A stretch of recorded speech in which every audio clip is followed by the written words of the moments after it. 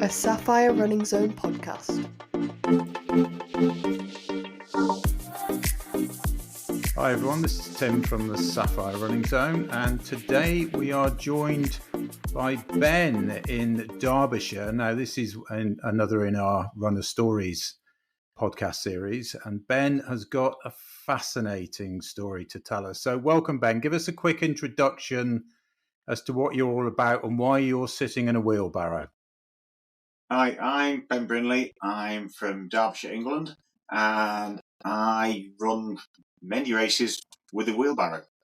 So to give you a little bit of backstory, about 18 months ago, I finished training, hit half marathon PB, and a friend of mine said, "What's next?" And I didn't know what was next.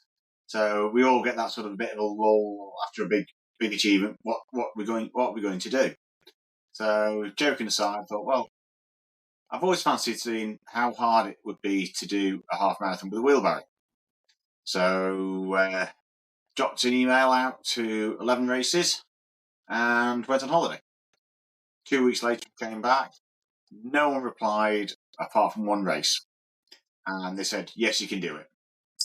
The only issue was I had 3 weeks' notice to get a barrow, so to get race fit, and be able to run the half marathon with it. And by the way, at the time, I also had a horrific chest infection that I've been on medication for as well. So, not the best prep, but we made it work. I got a sponsor on board for the wheelbarrow, got it all liveried up, got it all sorted. And yeah, 3 weeks later, it was all up and running, towing the start line. And yeah, that was the start of Ben's Wacky Races. So yeah, I raise awareness for mental health in the construction industry, and also well-being, because life isn't about what people can see, and the barrow represents the invisible load that people carry around on a daily basis. So it's not about what you can see; it's what you can't see that people are carrying around. So over the last year, I've done things like Manchester Marathon, I've done Mount Snowdon with it, I've run the Yorkshire Three Peaks with it, half marathons, 10Ks, 5Ks, and many random training runs in between, and also done an Everesting, which is about 40 hours on your feet non-stop and 113 miles and 9,400 metres of ascent. So, yeah. I do silly things with a wheelbarrow to raise awareness for mental health, and also helps me out as a person as well. I was going to ask you about that. Where did the idea come from in the first place? Then it's a personal story? It started off as a random chat in a pub about 10 years ago. So we were chatting about how hard it is to do certain things. I wanted me to do a half marathon with a wheelbarrow, and couldn't get a race to take it seriously. So it got shelved. And then it was just one of them tongue-in-cheek comments that, like, you know what? Give it another shot. So, and then I thought, well, if I'm going to do it, I'll make something of it. Do it properly. Mm. And have you been refused at any events? I have had a few events not allow me to run with the barrow. Some that have asked me to start at the back. But for me, for health and safety, I think that's not really the safest option, because, I mean, I'm a 1:30 half marathon runner with it. So starting at the back, you'd have to get through a lot of the field, and the health and safety risk of running through thousands of runners isn't really a safe option. So you need to be running with the same people at the same pace as you. And also, Park Run won't let me run with a wheelbarrow either, because they won't allow it on their insurance. They say it's not safe. Interesting. I mean, I ran. I've done 9 London marathons, all in fancy dress. Some of them gigantic fancy dress, and I've always gone on the very back line, but primarily because I know that I wasn't going to be breaking any records. But you are going seriously quick with this thing.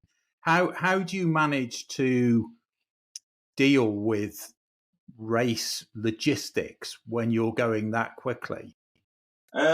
So race logistics and health and safety is a big part of So I have my own risk assessment that I've done and things like that. So I have my insurance, but the race organisers' insurance supersedes mine on race day.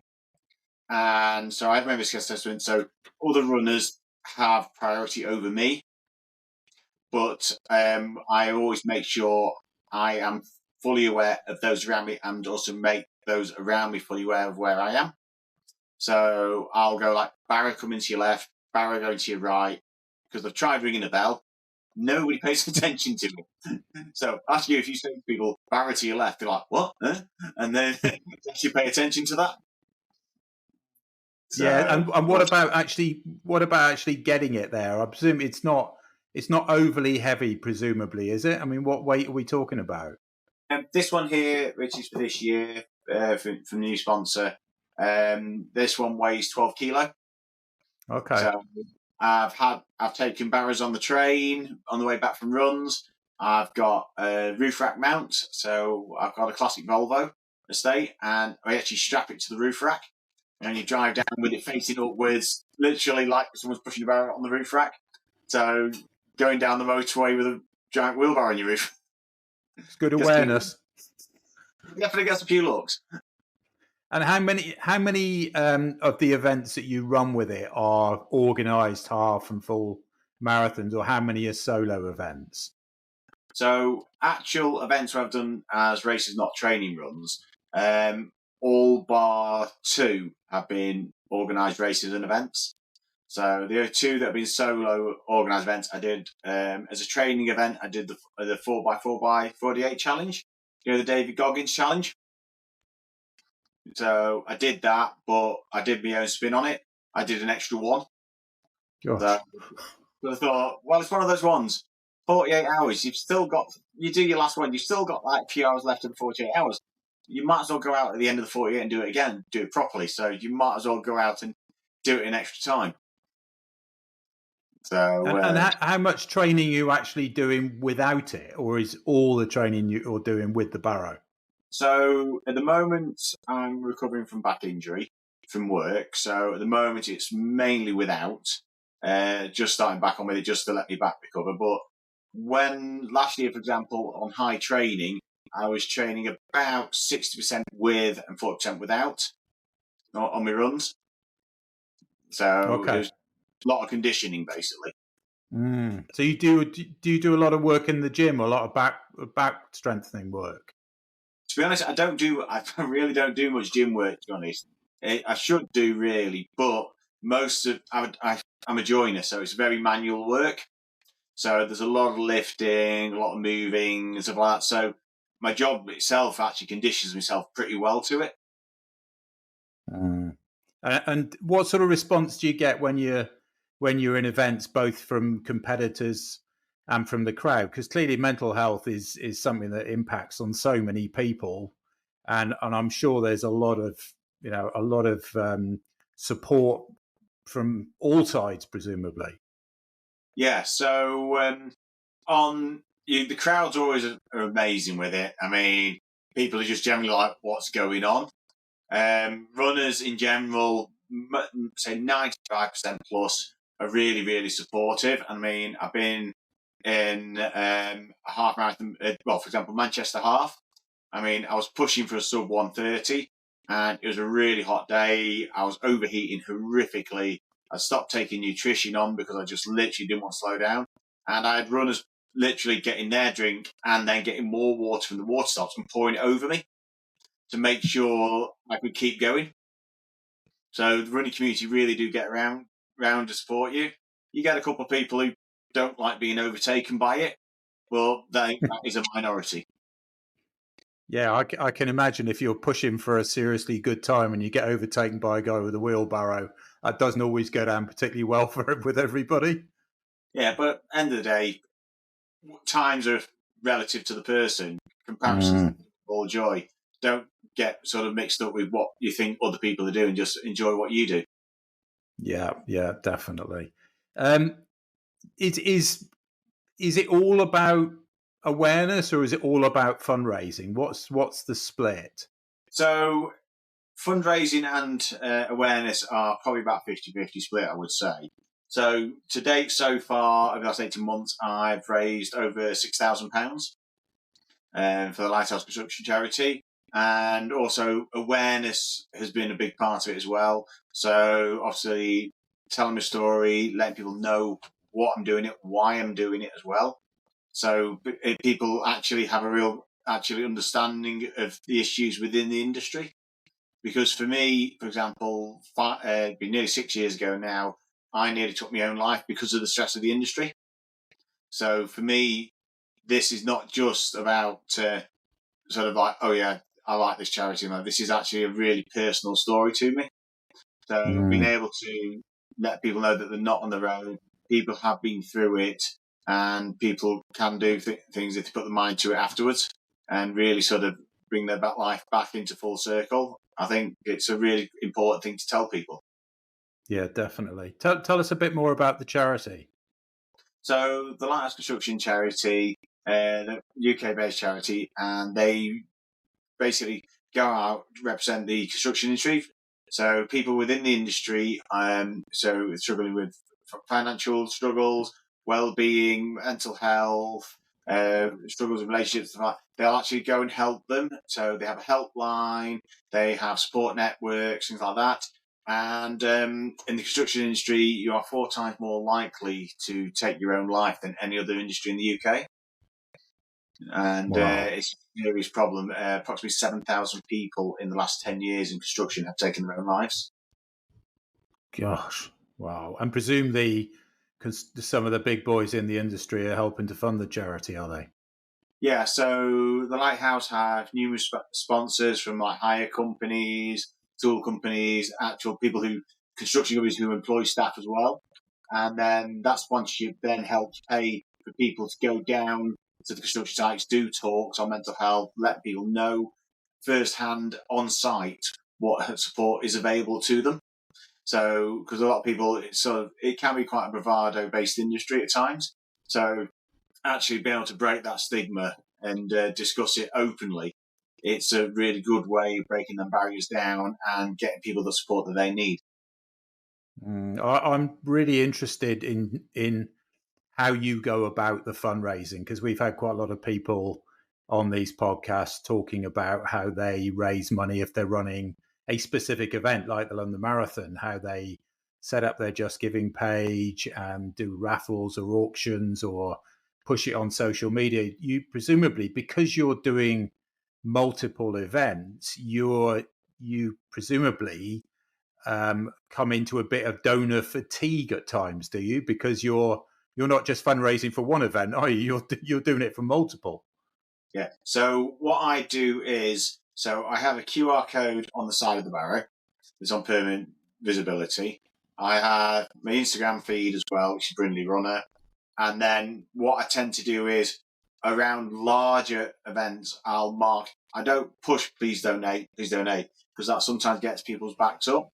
And what I tend to do is I take people on the journey with me. So those I take on the journey with me then may feel more attached to it and feel more inclined to then possibly donate or spread the word about what's going on. And do it that way around. So it's less pressured, but it makes people feel part of the community and what you're doing. Right. So it's more about long-term support rather than one-off donations around a single event like the Manchester Marathon. Yeah. So it just, there's so many people raising money at the moment in general all year round. So for my way to stand out, rather than to sort of go, okay, please donate to me now, please, on Facebook and on Instagram, like that, it's more about getting that journey out to people. So people, if you're doing the race and you let people know a couple of days before the race or a few weeks before the race, it's sort of, people sort of like, oh yeah, and they glimpse and they miss it. So I find that actually bringing people on the journey, they know how much effort involves as well. And I think people sort of realise then if you're putting a lot of effort in there, that then it might be a worthwhile thing to support. Right. So are you getting people making multiple donations, or is it generally they will support you once? Yeah, I tend to get people who support me on the large events as they be following through the story. So they'll see me training for a certain event, they'll build up for that. And then, so for example, like when I did my Everesting, within the 10 days around the Everesting, I think about £1,500 came in. Wow. Good. Well, that's the way to do it. And how do you sort of document your progress on social media? How active are you, and what platforms do you use mainly? So I use Instagram because it's sort of more visual and people sort of dip in and out of it and share it around a bit. So at the moment, I've held back a little bit for myself just because I injured my back pretty badly. 6 weeks ago, I mean, I couldn't get out of bed. I hurt my back so badly. So I've had a little bit of a step back from it all because I've had to change my plans. But now I know my back's recovering. We've got an alternative plan for the world record attempt. Instead of being at Manchester, now we're looking at doing the Solway Coastal Marathon. I'll be reopening sort of more and more on socials and getting that story out there, and also with the support of a couple of sponsors as well. So I've got Wheelbarrow, which I've sat in at the moment, and like Obi-Wan and Silicons, they support me as well. So having that, then sharing it out as well. I think the good thing is getting people to share out your story. So if people share out what you do, it reaches more people. And it also ticks that awareness box, doesn't it? The more people that are aware, some of them might not donate, but they might spread the message a little bit more. Yeah. So, for example, I was at a customer's house today, and they went, "Oh, yeah, you run with a wheelbarrow, don't you?" Because they've heard of someone else. Right. Well, that's what it's all about. So, what's the record attempt then? So basically, in Manchester, we were going to go for it then, but it's been delayed by 2 months. We're going to go for the world record for the fastest marathon and half marathon with a wheelbarrow. So Guinness have stated you've got to do it with a unaltered, commercially available wheelbarrow. So last year's wheelbarrow is out because that was heavily altered for off-road running. So Walsall Wheelbarrow has jumped on that one really well and supplied us with sorted out for that. And then basically I've got to do it with a barrow that weighs over 10 kilo. It's got to be commercially available, unaltered, and I have to video it all the way around as part of the question thing. So it's fairly hard work to get everything up and running, but it's going to be pretty good. And they want it in under 3 hours. Wow, gosh, that's quite impressive. And so, is there an existing record, or would you be setting it or breaking it? Setting it. So Guinness have stated they want 3 hours. From what I know currently, I have the world best. So I haven't seen anyone with a faster than a 3:32 marathon anywhere with a wheelbarrow. So, wow. And then also I haven't seen anyone with a sub 1:30 half marathon with a wheelbarrow either. But obviously mine's slightly altered for off-road, so I've got to set it with an unaltered barrow, and they want a 1:20 half marathon. God, I'm intrigued as to what impact it has on your running. Would you be faster or slower without it? Slower. Last year, on the fact when I was crunching the numbers on it, it's approximately 18%. Oh, okay. So if you're doing a hit course, it's about 18%. If you're on to flat, it's about 15%. But you're never really going to find out, are you? Because presumably you only ever want to run with the barrow. No, well, I did training runs with and without it. So doing comparable effort, comparable heart rate, same courses, and actually tested it all out. So there is a really dull spreadsheet. Yeah, don't send that out too much. That might impact on your fundraising. Yeah, it's like the extreme version of dull men's pub. So when's that record attempt going to be then? I mean, that's a big difference, isn't it? Going from a big city centre race to one that's not a big city centre race. How is that going to impact on your performance? Because doing it in Manchester, obviously you would have had huge amount of crowd support, which you're not now going to get, are you? No. So with Manchester, I mean, the crowds would have been a really big driver, but I mean, it's not, was it about 6 weeks to Manchester? I mean, Yeah. I've just done my first long run back this weekend. I did a 19 miler, mixed terrain over the hills and stuff like that. But so I've started to cover the distance again, but I haven't fully recovered. So I've cancelled some races. I basically notified Manchester I'm not going for the record attempt there. So they're just happy for me to run it. Then and so are my sponsors as well.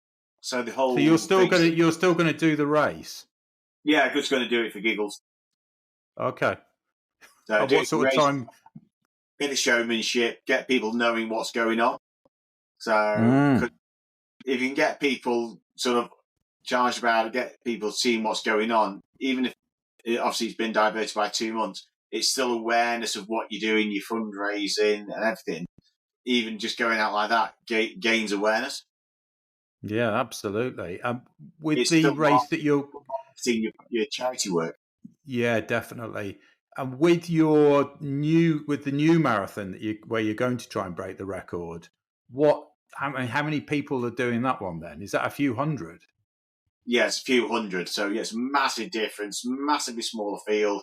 I mean, sub 3 hours could get you a top 10 place. So that would be a fascinating picture if you were coming down the home straight inside the top 3 or 4, sprinting for the line with the other guys, wouldn't it? So yeah, I mean, yeah, there'll be people like guys that have done like in 240 there. So I mean, I'm not going to be with them, but it's going to be a lot of pushing really hard on your own.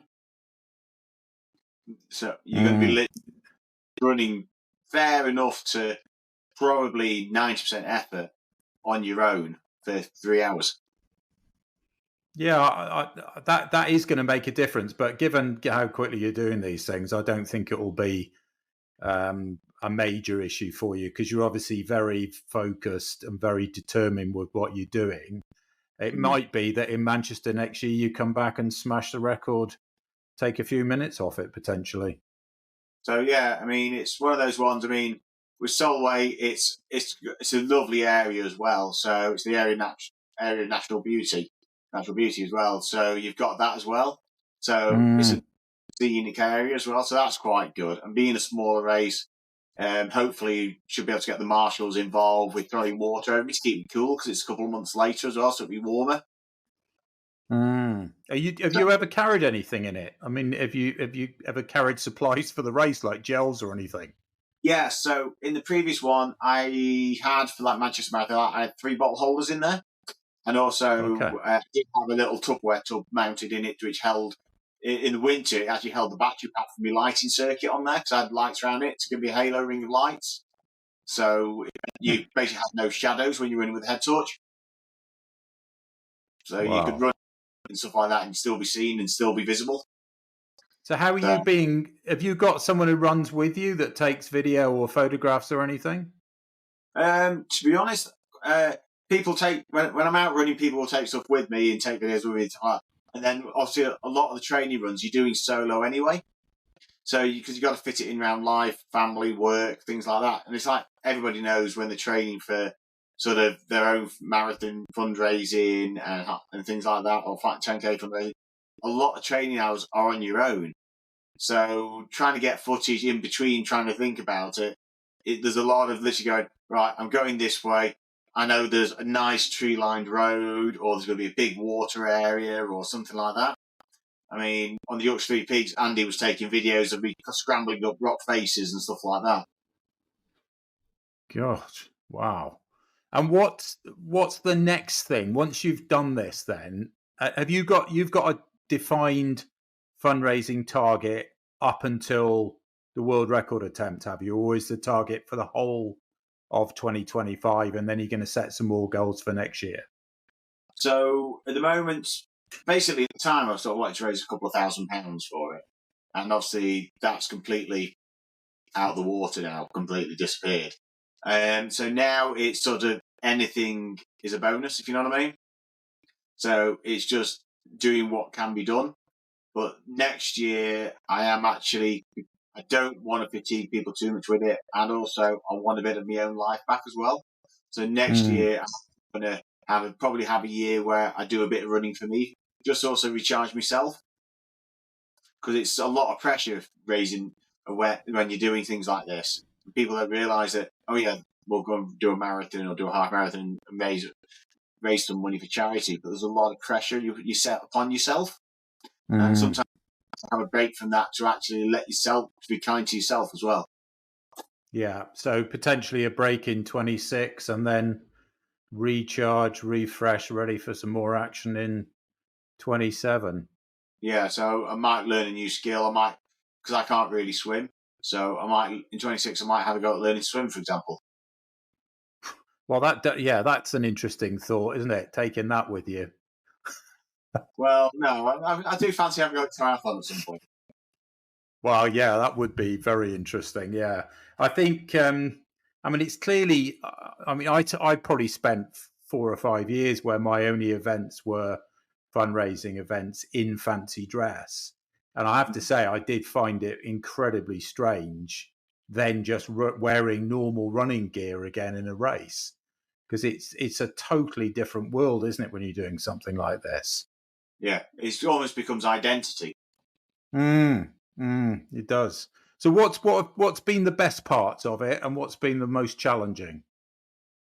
Most challenging was probably 27 hours into the Everesting, which was the main challenge from last year. 27 hours in, obviously sun's coming up, but my body was just not wanting to work properly and started to hallucinate. Oh. So when you see a tree in the middle of the road as you're running, and you're thinking, which tree do I go around? And the one in the middle of the road doesn't actually exist, but you're still pushing. My goodness. Wow. And what's been the best bit? Well, completing everything was a really big thing for me, but it was almost that sort of a bit of you don't know how to respond to it because it's been such a long build-up. But then it's the community of the whole sport in general around doing this. So people getting behind you, so people supporting me at the Everesting. A good example was I did a 12-hour race at Withenshaw Running Track, and in the last couple of laps, I got told I literally only had to make a small gap up to catch up with somebody.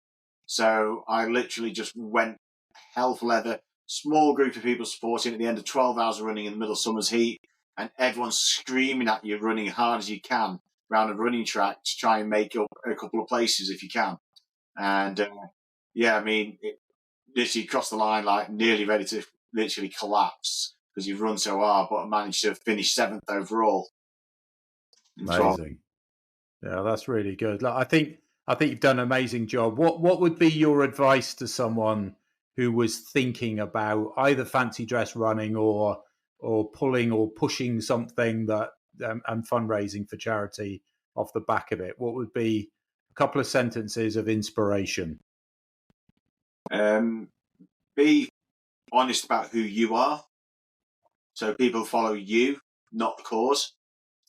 And training wise, train specifically for what you are doing. So if you're running in fancy dress or you're running carrying something or pushing something, train with it. So it creates a story, but also your body gets used to it because it can take a lot of strain on your body. Yeah, absolutely. Totally agree with that. Ben, that was fascinating, and absolutely all the best in the world record attempt. Let's have another catch up when that's done. I'd be fascinated to hear how you get on, and hope the training all goes well. Thank you. Thanks for listening to this Sapphire Running Zone podcast. Keep checking back as we have lots more podcasts coming soon.